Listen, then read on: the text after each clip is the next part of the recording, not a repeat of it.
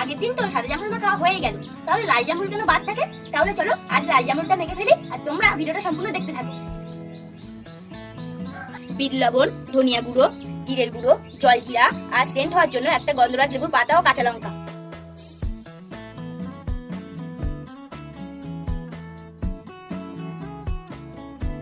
জামরুলগুলো ভালো করে ধুয়ে নেব।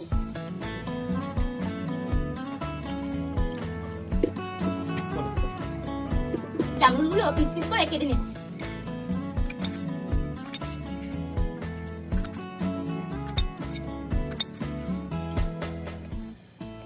লেবুর পাতা ও কাঁচা লঙ্কাটা হালকা থেতো করে নেব। একে একে এবার সব মশলাগুলো দিয়ে দেব।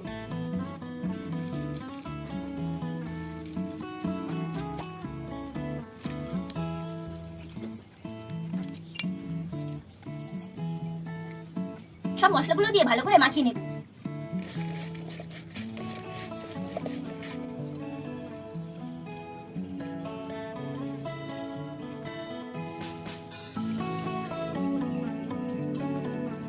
চলো এবার টেস্ট করে দেখি।